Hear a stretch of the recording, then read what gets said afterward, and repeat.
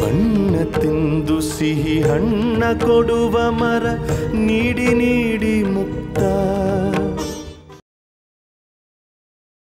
ನೈನಾ, ಇನ್ನು ಅರ್ಧ ಗಂಟೆಯಲ್ಲಿ ನಾನು ಆಫೀಸ್ಗೆ ಬರ್ತೀನಿ. ಆ ಹೊಸ ಕಾನ್ಸೆಪ್ಟನ್ನ ಡಿಸ್ಕಸ್ ಮಾಡಬೇಕು. ಡೈರೆಕ್ಟರ್ ಸುಧಾಕರ್ ಅವ್ರು ಬಂದ್ರಾ? ಆ ಹೊಸ ಕಾನ್ಸೆಪ್ಟನ್ನ ನಿವೇದಿತಾ ಜೊತೆ ಡಿಸ್ಕಸ್ ಮಾಡಿ approval ತಗೊಂಡ್ರಾ?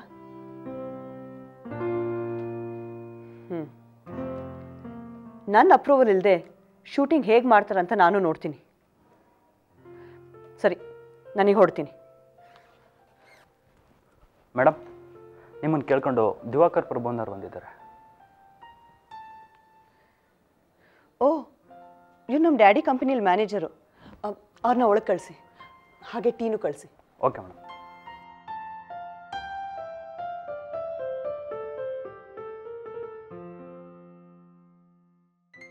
Hello Devyani. Hello uncle, ಹೇಗಿದ್ದೀರಿ? I am fine. ಬನ್ನಿ ಕೂತ್ಕೊಳ್ಳಿ. Thank you. ದೇವ್ಯಾನಿ, ನೀವು ಪಾಂಚಜನ್ಯ ಚಾನಲ್ಗೆ ಜಾಯಿನ್ ಆದಮೇಲೆ ತುಂಬ ಚೆನ್ನಾಗಿ ಬರ್ತಾ ಇದೆ. ನಮ್ಮನೇಲಿ ಎಲ್ಲರೂ ಕೂಡ ಪಾಂಚಜನ್ಯ ಚಾನಲ್ಲೇ ನೋಡ್ತಾ ಇರೋದು. ನನ್ನ ಮಗ ನಿಖಿಲ್ ಕೂಡ ಅದನ್ನೇ ನೋಡ್ತಾ ಇದ್ದಾನೆ. Thank you uncle. ನಿಮ್ಮ ಮಗನಾ? ಹೌದು. ನಮಸ್ತೆ ಮೇಡಮ್. ಬಾಪ ಕೂತ್ಕೋ. ಪರವಾಗಿಲ್ಲ ಮೇಡಮ್. ಇವನೇನು ಮಾಡ್ಕೊಂಡಿದ್ದಾನೆ? ಈಗ ತಾನೇ ಸೆಕೆಂಡ್ PU ಮುಗೀತು. ಮುಂದೆ ಮೆಡಿಕಲ್ ಓದಿಸೋಣ ಅಂತ ಆಸೆ ಇಟ್ಕೊಂಡಿದ್ದೀನಿ. Very good. ಯಾವ ಕಾಲೇಜಲ್ಲಿ ಸೀಟ್ ಸಿಕ್ತು? ಅದೇ ಸ್ವಲ್ಪ ಸಮಸ್ಯೆ ಆಗಿರೋದು. ಅದಕ್ಕೆ ನಿಮ್ಮಿಂದ ಸ್ವಲ್ಪ ಸಹಾಯ ಬೇಕಾಗಿದೆ. ಖಂಡಿತ ಅಂಕಲ್, ಏನು ಹೆಲ್ಪ್ ಬೇಕಂತ ಹೇಳಿ. ನೀವು ನನ್ನ ತಂದೆ ಕಂಪ್ನಿಲಿ 20 ವರ್ಷದಿಂದ ಕೆಲಸ ಮಾಡ್ತಿದ್ದೀರಾ, ನಿಮಗಿಲ್ಲ ಅನ್ನೋಕ್ಕಾಗುತ್ತಾ? ಇವನಿಗೆ 70% ಬಂದಿದೆ. ಈಗ ದೇವಗಿರಿ ಮೆಡಿಕಲ್ ಕಾಲೇಜ್ಗೆ ಪೇಮೆಂಟ್ ಸೀಟ್ಗೆ ಟ್ರೈ ಮಾಡ್ತಾ ಇದ್ದೀನಿ. ಅವರು 40 ಲಕ್ಷ ರೂಪಾಯಿ ಕೇಳ್ತಾ ಇದ್ದಾರೆ. ಅಷ್ಟು ದುಡ್ಡು ನನ್ನ ಹತ್ರ ಇಲ್ಲ. ಸೇವ್ ಮಾಡಿರೋದು ಒಂದು 10 ಲಕ್ಷ ರೂಪಾಯಿ ಇದೆ. ಅದಕ್ಕೆ ನೀವೊಂದು ಮಾತು ಹೇಳಿದ್ರೆ ಆ ಮ್ಯಾನೇಜ್ಮೆಂಟ್ ಕೋಟಾದಲ್ಲಿ ಕಮ್ಮಿ ದುಡ್ಡಿಗೆ ಸೀಟ್ ಸಿಗುತ್ತೆ ಅಂತ. ನನಗೆ ದೇವಗಿರಿ ಮೆಡಿಕಲ್ ಕಾಲೇಜಲ್ಲಿ ಅಷ್ಟು ಯಾರು ಪರಿಚಯನೂ ಇಲ್ವಲ್ಲ. ನೀವು ಅಂದರೆ ನಿಮ್ಮ ಹಸ್ಬೆಂಡ್ ಕೃಷ್ಣಾನಂದ್ ಅವರ ಅಣ್ಣ ದೇವಾನಂದ್ ಅವರು ಒಂದು ಮಾತು ಹೇಳಿದರೆ ಅದು ಸಾಧ್ಯವಾಗುತ್ತೆ. ಉಪಮುಖ್ಯಮಂತ್ರಿ ದೇವಾನಂದ್ ಅವರು ಆ ಕಾಲೇಜ್ ಟ್ರಸ್ಟ್ಗೆ ಎಕ್ಸ್ ಮೆಂಬರು. ಅವ್ರ ಮೂಲಕ ಕಾಲೇಜ್ ಟ್ರಸ್ಟ್ ಚೇರ್ಮನ್ಗೆ ಒಂದು ಮಾತು ಹೇಳಿಸಿದರೆ ಖಂಡಿತ ಕೆಲಸ ಆಗುತ್ತೆ. ಓಹ್ ಹೌದಾ? ಏನು ಚೇರ್ಮನ್ ಹೆಸರು? ಚಂದ್ರಕಾಂತ್ ಸ್ವಾಮಿ ಅಂತ. ಹೌದಾ? ಅವ್ರ ಫೋನ್ ನಂಬರ್ ಗೊತ್ತಾ ನಿಮಗೆ? ಇಲ್ಲ. ನಮ್ಮ ಅತ್ತೆಯವ್ರಿಗೆ ಗೊತ್ತಿರಬೇಕು. ಅವ್ರನ್ನ ಕೇಳಿ ನೋಡ್ತೀನಿ. 1 ನಿಮಿಷ ರೀ, ನಾನು ಬರ್ತೀನಿ. ನೀವು ಟೀ ಕುಡಿತಾ ಇರಿ, ನಾನು ಜಸ್ಟ್ ಕೇಳ್ಕೊಂಬರ್ತೀನಿ. ಸರಿ.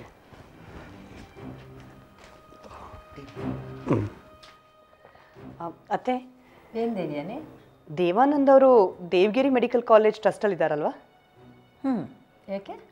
ಏನಿಲ್ಲ, ಡ್ಯಾಡಿ ಆಫೀಸಲ್ಲಿ ಕೆಲಸ ಮಾಡೋರೊಬ್ಬರು ತಮ್ಮ ಮಗನಿಗೆ ಸೀಟ್ ಬೇಕು ಅಂತ ಕೇಳಿದರು.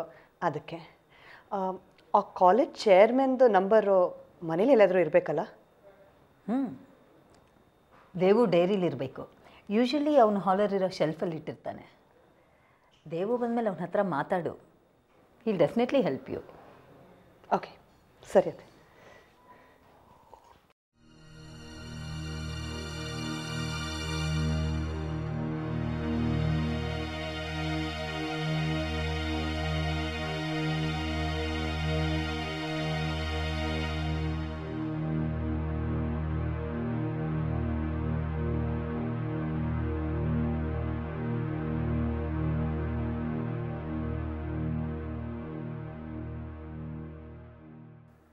ಹಲೋ, ಚಂದ್ರಕಾಂತ್ ಸ್ವಾಮಿಯವರಾ?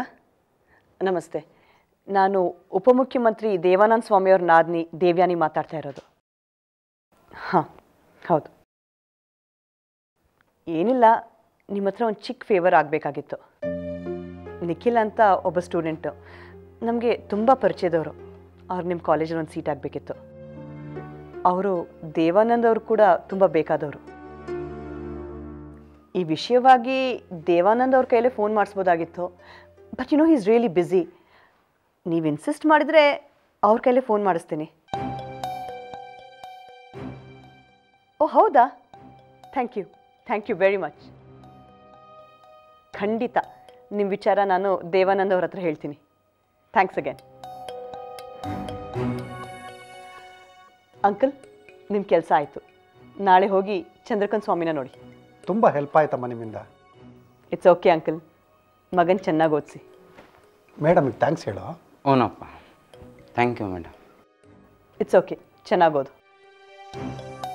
ಸರಿ ಅಮ್ಮ, ನಾವು ಬರ್ತೀವಿ. ಸರಿ ಅಂಕಲ್. ಹಲೋ ನೈನಾ, ಮನೆಗೆ ಯಾರೋ ಗೆಸ್ಟ್ ಬಂದಿದ್ರು, ಅದಕ್ಕೆ ಲೇಟ್ ಆಯಿತು. ಹೊರಟೆ. ಹೊರಟೆ. ದೇವ್ಯಾನಿ, ಹೇಳಿ ಅತ್ತೆ. ದೇವಗಿರಿ ಮೆಡಿಕಲ್ ಕಾಲೇಜ್ ಚೇರ್ಮನ್ ಹತ್ರ ಸೀಟ್ ಬೇಕು ಅಂತ ದೇವು ಹೆಸರಲ್ಲಿ ನೀನು ಮಾತಾಡ್ದ? ಹೌದತ್ತೆ. ಅಲ್ಲ ದೇವ್ಯಾನಿ, ದೇವಾನಂದ್ ಹತ್ರ ಮಾತಾಡದೆ ಅವನ ಹೆಸರಲ್ಲಿ ನೀನು ಹೇಗೆ ಮಾತಾಡಿದೆ? ದೇವು ಹತ್ರ ಒಂದು ಮಾತು ಕೇಳಬೇಕು ತಾನೇ ನೀನು? ಹಾಗೆ ಮಾತಾಡದೆ ನೀನು ಮಾಡಿದ್ದು ತಪ್ಪು ತಾನೆ? ಅಯ್ಯೋ, ನಾನಂತ ಕೇಳಬಾರ್ದು ವಿಚಾರ ಏನು ಕೇಳಿದೆ ಅಂತ ನೀವು ಇಷ್ಟು ಅಪ್ಸೆಟ್ ಆಗ್ತಿದ್ದೀರಾ ಅತ್ತೆ? ಆಫ್ಟರ್ ಆಲ್ ಒಂದು ಮೆಡಿಕಲ್ ಸೀಟ್ನ ದೇವಾನಂದ್ ಅವ್ರ ಹೆಸರಲ್ಲಿ ಕೇಳಿದೆ. ಈ ಮನೆ ಸೊಸೆಯಾಗಿ ಅಷ್ಟು ಕೇಳೋ ಹಕ್ಕಿಲ್ವಾ ನನಗೆ? ನೋಡು ದೇವ್ಯಾನಿ, ನೀನು ಈ ಮನೆ ಸೊಸೆ ಅಂದ ಮಾತ್ರಕ್ಕೆ ನಿನಗಿಷ್ಟ ಬಂದ ಹಾಗೆ ನಡ್ಕೊಳಕ್ಕೆ ಆಗಲ್ಲ. ಮನೆ ಅಂದಮೇಲೆ ಅದಕ್ಕೊಂದು ನಿಯಮ ಕಾನೂನು ಅಂತ ಇರುತ್ತೆ. ದೇವಾನಂದು ಉಪಮುಖ್ಯಮಂತ್ರಿ. ಅವನು ಗೊತ್ತಿಲ್ಲದ ಹಾಗೆ ನೀನು ಅವನ ಹೆಸರಲ್ಲಿ ಕೆಲಸಗಳು ಮಾಡಿಸ್ಕೊಳ್ಳೋದು ನನಗಿಷ್ಟ ಆಗಲ್ಲ.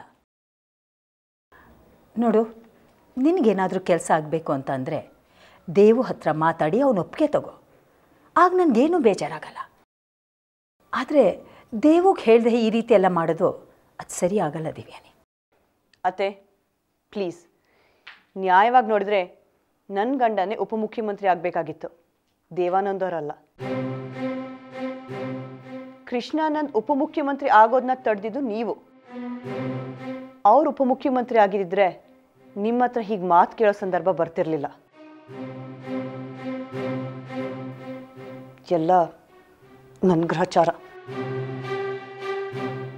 ನನ್ನ ಗಂಡನಿಗೆ ಪೊಲಿಟಿಕಲಿ ಬೆಳೆಯೋ ಸಾಮರ್ಥ್ಯ ಇದ್ರೂ ಮೂಲೆ ಗುಂಪಾಗಿ ಕೂತಿದ್ದಾರೆ.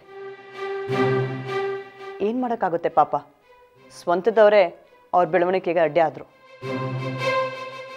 ಅವ್ರ ಹೆಂಡ್ತಿ ನಾನು. ಒಂದು ಮೆಡಿಕಲ್ ಸೀಟ್ಗೆ ರೆಕಮೆಂಡ್ ಮಾಡೋ ಅಷ್ಟು ಅಧಿಕಾರ ಇಲ್ವಾ ನನಗೆ? ದಯವಿಟ್ಟು ಇಂಥ ಚಿಕ್ಕ ವಿಷಯದಲ್ಲಾದರೂ ಸ್ವಾತಂತ್ರ್ಯ ಕೊಡಿಯುತ್ತೆ. ಚಾನೆಲ್ ವಿಚಾರದಲ್ಲಿ ಪ್ರತಿಯೊಂದು ವಿಷಯಕ್ಕೂ ನಾನು ನಿವೇದಿತಾನ ಕೇಳಬೇಕು. ಕೃಷ್ಣಾನಂದ್ ರಾಜಕೀಯದಲ್ಲಿ ಏನೇ ಮಾಡಬೇಕಿದ್ರೂ ದೇವಾನಂದ್ ಅವ್ರ ಹತ್ರ ಪರ್ಮಿಷನ್ ತಗೋಬೇಕಾಗುತ್ತೆ. ಎಂಥ ಪರಿಸ್ಥಿತಿ ಸೃಷ್ಟಿ ಮಾಡಿದ್ದೀರಾ ನೋಡಿ ನೀವು. ನೋಡಿ, ಈ ವಿಚಾರನ ಇಲ್ಲಿಗೆ ಬಿಡ್ಬೋದು, ಅಥವಾ ದೇವಾನಂದ್ ಅವ್ರ ಹತ್ರಕ್ಕೆ ತಗೊಂಡೋಗಿ ದೊಡ್ಡದನ್ನ ಮಾಡ್ಬೋದು. ಏನು ಮಾಡಬೇಕು ಅಂತ ನೀವೇ ತೀರ್ಮಾನ ಮಾಡಿ.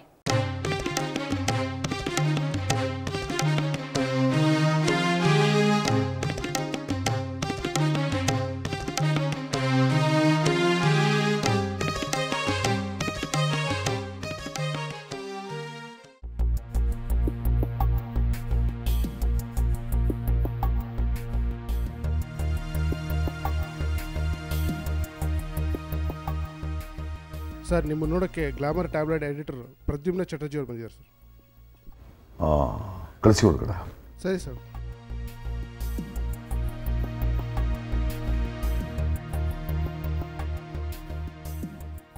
ನಮಸ್ಕಾರ ಸರ್. ನಮಸ್ಕಾರ ಪ್ರದ್ಯುಮ್ನ ಚಟರ್ಜಿ ಅವ್ರಿಗೆ. ಹೇಗಿದ್ದೀರಿ? ಚೆನ್ನಾಗಿದ್ದೀನಿ ಸರ್. Hello sir. ಹಲೋ, ಹೇಗಿದ್ದೀರಿ? Good sir. ನಮಸ್ಕಾರ ಸರ್, ಹೇಗಿದ್ದೀರಿ? ಬಾಯ್, ಕೂತ್ಕೊಳ್ಳಿ. Thank you. ಮತ್ತೆ ಪ್ರದ್ಯುಮ್ನ ಚಟರ್ಜಿ ಅವರ ಹೇಗಿದ್ದಾರೆ ನಿಮ್ಮ ತಂದೆ ಮಹೇಶ್ ಚಟರ್ಜಿ ಅವರು? ಚೆನ್ನಾಗಿದ್ದಾರೆ ಸರ್. ನಾನು ಕೇಳಿದೆ ಅಂತ ಹೇಳಿ. ಖಂಡಿತ ಸರ್, ಹೇಳ್ತೀವಿ.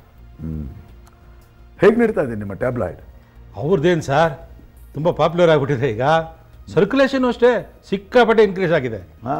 ಪರವಾಗಿಲ್ಲ ಪರಮಾನಂದ ಗೌಡ್ರೆ, ಪೇಪರ್ನವ್ರ ಬಗ್ಗೆನೇ ಸುದ್ದಿ ಕಲೆಕ್ಟ್ ಮಾಡಿಬಿಟ್ಟಿದ್ದೀರಿ. ಮತ್ತೆ ಏನು ಸರ್, ನೀವಿಲ್ಲಿ ಬರೋಕ್ಕೆ ಹೇಳಿದ್ದು ನಾನು? ಹೇಳ್ತೀನಿ ನೋಡಿ. ನಿಮ್ಮ ಪ್ರೆಸ್ಸಿಗೆ ಒಂದು ಸೈಟ್ ಅಲಾಟ್ ಮಾಡಿ ಅಂತ ಕೇಳಿದ್ರಲ್ಲ, ಅದೇ ಫೈಲ್ ಇದು. ಎಲ್ಲ ರೆಡಿ ಇದೆ. ನಾನು ಸೈನ್ ಮಾಡಿದ್ದೀನಿ. ಸಾಹೇಬ್ರೊಂದು ಸಿಗ್ನೇಚರ್ ಮಾಡಬೇಕಷ್ಟೆ. Thank you sir, thank you very much. ಆದರೆ ಅದಕ್ಕೂ ಮುಂಚೆ ನಿಮ್ಮಿಂದ ನಮಗೊಂದು ಸಹಾಯ ಆಗಬೇಕು. ನೀವು ನಮಗೆ ಆ ಕೆಲಸ ಮಾಡಿಕೊಟ್ರೆ ಸಾಹೇಬರು ನಿಮ್ಮ ಫೈಲಿಗೆ ಸೈನ್ ಹಾಕ್ತಾರೆ. ನಾನು ನಿಮಗೊಂದು ಇನ್ಫಾರ್ಮೇಷನ್ ಕೊಡ್ತೀನಿ. ನೀವು ನಿಮ್ಮ ನ್ಯೂಸ್ ಪೇಪರ್ನಲ್ಲಿ ಅದನ್ನು ಸೆನ್ಸೇಷನಲ್ಲಿ ಇಶ್ಯೂ ಮಾಡಿ ಪಬ್ಲಿಷ್ ಮಾಡಬೇಕು. ನೀವು ಹಾಗೆ ಮಾಡಿದ್ರೆ ಸಾಹೇಬರು ನಿಮ್ಮ ಸೈಟ್ ಫೈಲ್ಗೆ ಸೈನ್ ಹಾಕ್ತಾರೆ. ರೀ ಪರಮಾನಂದ ಗೌಡ್ರೆ, ಯಾಕ್ರಿ ಆ ವಿಚಾರ? ಅವ್ರ ಫೈಲ್ ಕೊಡ್ರಿ, ಸೈನ್ ಮಾಡಿಕೊಡ್ತೀನಿ. ಇವರು ಪೇಪರ್ನವರು, ಈ ನ್ಯೂಸ್ ಹಾಕಿ ಆ ನ್ಯೂಸ್ ಹಾಕಿ ಅಂತ ಇವ್ರನ್ನ ಒತ್ತಾಯ ಮಾಡಬಾರ್ದು. ಸರ್, ಅನ್ಯಾಯ ನಮ್ಮ ಕಣ್ಮುಂದೆ ನಡೀತಿರೋವಾಗ ನಾವು ನೋಡ್ತಾ ಕೂತ್ಕೊಳ್ಳೋಕ್ಕಾಗತ್ತಾ ಸರ್? ಪಾಪ ಆ ಹೆಣ್ಮಗುಗೆ ಎಷ್ಟು ಅನ್ಯಾಯ ಆಗಿದೆ. ಬಿಡಿ ಸರ್, ನಾನು ಮಾತಾಡ್ತೀನಿ. ನಾನು ಹೇಳ್ತೀನಿ ಪರಮಾನಂದ ಗೌಡ್ರೆ. ನೋಡಿ, ಗೋಮುಖ ವ್ಯಾಘ್ರಗಳ ಮುಖವಾಡನ ಕಳಚಿ ಇವು ಗೋವುಗಳಲ್ಲ ವ್ಯಾಘ್ರಗಳು ಅಂತ ತೋರಿಸೋದು ನಿಮ್ಮ ಪತ್ರಿಕೆ ಕರ್ತವ್ಯ ತಾನೆ? ಹೌದು ಅಂತೀರೋ ಇಲ್ಲ ಅಂತೀರೋ? ಹೌದು ಸರ್. ಈಗ ನಾವು ಕೊಡಬೇಕು ಅಂತ ಇರೋ ಇನ್ಫಾರ್ಮೇಷನ್ನು ಒಬ್ಬ ಫೇಮಸ್ ಪೊಲಿಟಿಷಿಯನ್ ಮಗನ ಬಗ್ಗೆ. ಅವರು ಕೂಡ ತುಂಬ ಪಾಪ್ಯುಲರು, ತುಂಬ ಸಜ್ಜನರು ಅಂತ ಹೆಸರು ತಗೊಂಡಿದ್ದಾರೆ. ಯಾರು ಸರ್ ಅವರು? ಅದನ್ನು ಆಮೇಲೆ ಹೇಳ್ತೀನಿ. ಮೊದಲು ಇನ್ಫಾರ್ಮೇಷನ್ ಹೇಳ್ತೀನಿ, ಕೇಳಿ. ಈ ಫೇಮಸ್ ಪೊಲಿಟಿಷಿಯನ್ ಮಗ ಅಂತ ಹೇಳಿದ್ನಲ್ಲ, ಅವರು ಒಂದು ಕಾಲ್ ಸೆಂಟರ್ ನಡೆಸ್ತಾರೆ. ಆ ಕಾಲ್ ಸೆಂಟರ್ನಲ್ಲೇ ವರ್ಕ್ ಮಾಡ್ತಾರೆ ಹುಡುಗಿ ಜೊತೆ ಮಿಸ್ಬಿಹೇವ್ ಮಾಡಿದ್ದಾರೆ. ತುಂಬ ಕೆಟ್ಟದಾಗಿ ಮೆಸೇಜ್ ಮಾಡಿದ್ದಾನೆ. ಪಾಪ ಹುಡುಗಿ ಬಡವ್ರ ಮನೆಯವಳು, ತುಂಬ ಹಿಂಸೆ ಅನುಭವಿಸಿದ್ದಾಳೆ. ಆ ಹುಡುಗ ಕೊಡೋ ಹಿಂಸೆಯಿಂದ ತಪ್ಪಿಸ್ಕೊಳ್ಳೋಕ್ಕೆ ಕೆಲಸ ಬಿಡೋಣ ಅಂದರೆ ಈ ಹುಡುಗಿ ಸಂಬಳದಿಂದನೇ ಅವ್ರ ಮನೆ ನಡೀತಾ ಇರೋದು. ಇಂಥ ಸಮಯದಲ್ಲಿ ಆ ಹುಡುಗಿ ಏನು ಮಾಡ್ಬೇಕು ಹೇಳಿ? ಈಗಿರೋ ಕೆಲಸ ಬಿಟ್ಟು ಬೇರೆ ಕಡೆ ಕೆಲಸಕ್ಕೆ ಸೇರ್ಬೋದಲ್ಲ ಸರ್? ಪಾಪ ಆ ಹುಡುಗಿ ದಿಕ್ಕಾಣದೆ ಮನೆಗೆ ಬಂದಿದ್ದಾಳೆ. ನಾನು ಅವತ್ತು ಮನೆಯಲ್ಲಿರಲಿಲ್ಲ. ನಮ್ಮ ಮಿಸಸ್ ಹತ್ರ ಎಲ್ಲ ವಿಚಾರನೂ ಬಿಡಿಸಿ ಹೇಳಿದ್ದಾಳೆ. ಇದು ತುಂಬ ಗಂಭೀರವಾದ ವಿಚಾರನೇ. ನಾನೇ ಆ್ಯಕ್ಷನ್ ತೊಗೋಬೋದಾಗಿತ್ತು. ಆದರೆ ಇದರಲ್ಲಿ ಇನ್ವಾಲ್ವ್ ಆಗಿರೋರು ಯಾರು? ಶಿವಕೃಷ್ಣ ದೇಸಾಯಿ ಅವರ ಮಗ ಸಿದ್ಧಾಂತ್ ದೇಸಾಯಿ. ಅವ್ರ ಮೇಲೆ ನಾನು ಹೇಗೆ ಆ್ಯಕ್ಷನ್ ತೊಗೊಳೋದು ನೀವೇ ಹೇಳಿ? ಅದಕ್ಕೆ ನಾನು ಈ ವಿಚಾರವಾಗಿ ಏನು ಆ್ಯಕ್ಷನ್ ತೊಗೊಳೋದು ಬೇಡ, ಬಿಟ್ಬಿಡಿ ಅಂತ ಹೇಳ್ತಾ ಇದ್ದೀನಿ. ಆದರೆ ನಮ್ಮ ಪರಮಾನಂದ ಗೌಡರು ಬೇಡ ಅಂತ ಇದ್ದಾರೆ. ಒಬ್ಬ ಹೆಣ್ಮಗಳಿಗೆ ಅನ್ಯಾಯ ಆಗ್ತಾ ಇದೆ, ದಯವಿಟ್ಟು ಆ್ಯಕ್ಷನ್ ತೊಗೊಳ್ಳಿ ಸರ್ ಅಂತ ಒತ್ತಾಯ ಮಾಡ್ತಾ ಇದ್ದಾರೆ. ಸರ್, ಈ ಮ್ಯಾಟರ್ನ ಸೆನ್ಸೇಷನಲ್ ನ್ಯೂಸ್ ಆಗಿ ಪಬ್ಲಿಷ್ ಮಾಡ್ಬೋದು ಸರ್. ಆದರೆ ಏನಾದರೂ ಸ್ಟ್ರಾಂಗ್ ಪ್ರೂಫ್ ಬೇಕಾಗುತ್ತೆ ಸರ್. ಅದು ಬೇರೆ ಶ್ರೀಕೃಷ್ಣ ದೇಸಾಯಿ ಅವ್ರ ಮಗನ ಇನ್ವಾಲ್ವ್ಮೆಂಟ್ ಬೇರೆ ಇದೆ ಅಂತೀರಾ? ಅದಕ್ಕೆ ಬೇಕಾಗಿರೋ ಎಲ್ಲ ಪ್ರೂಫು ನಮ್ಮ ಹತ್ರ ಇದೆ.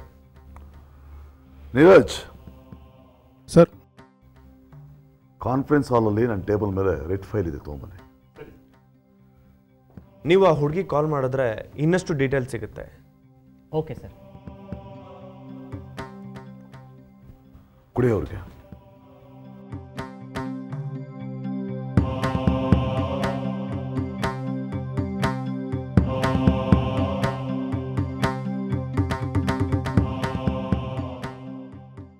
ನೋಡಿ ಚಟರ್ಜಿ ಅವರ, ಈ ಫೈಲಲ್ಲಿ ಕೆಲವು ಪ್ರಿಂಟೌಟ್ಗಳಿದ್ದಾವೆ. ಆ ಪೊಲಿಟಿಷಿಯನ್ ಮಗ ಆ ಹುಡುಗಿ ಕಳಿಸಿರ್ತಕ್ಕಂಥ ಕೆಲವು ಮೆಸೇಜ್ಗಳಿದ್ದಾವೆ. ಮೊದಲು ಆ ಹುಡುಗಿ ಬಂದು ಆ ಹುಡುಗನ ಬಗ್ಗೆ ಹೇಳಿದಾಗ ನಾನು ನಂಬಲಿಲ್ಲ.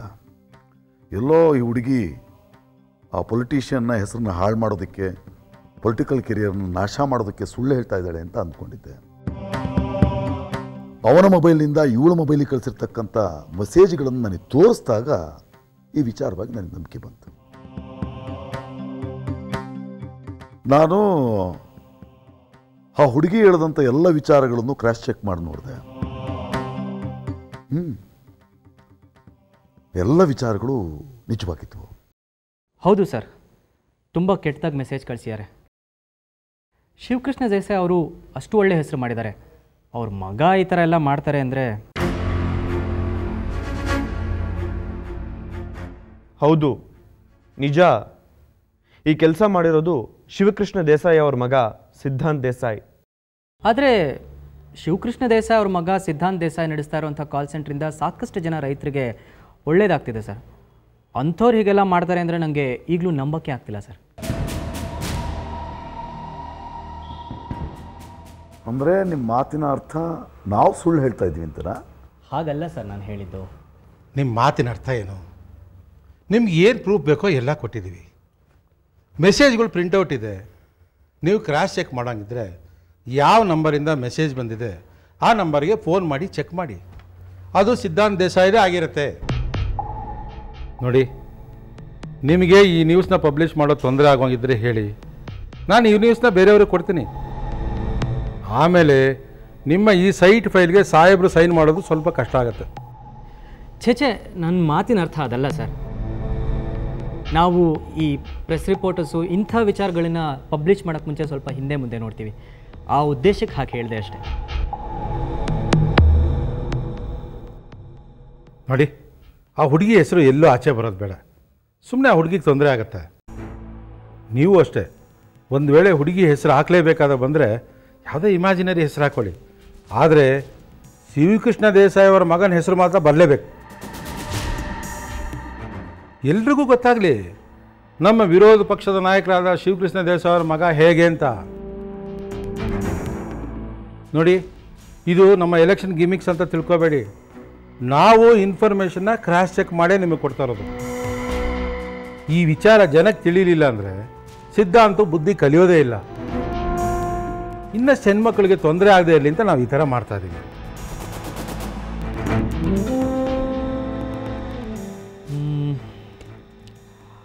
ಓಕೆ ಸರ್, ನಾನು ಈ ನ್ಯೂಸ್ನ ಪಬ್ಲಿಷ್ ಮಾಡ್ತೀನಿ. ಥ್ಯಾಂಕ್ಸ್.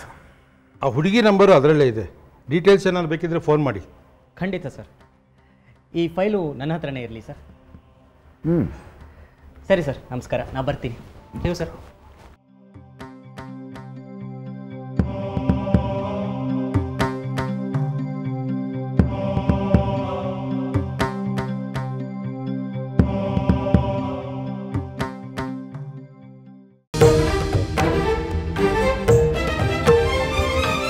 ಹೂಮೊಗವಾಡದ ಇರಿಯುವ ಮುಳ್ಳೆ ಎಲ್ಲಿವರೆಗೆ ನಿನ್ನಾಟ, ಬೆಳಕಿನ ಕೂಸಿಗೆ ಕೆಂಡದ ಹಾಸಿಗೆ ಕಲಿಸಿದೆ ಜೀವನ ಪಾಠ.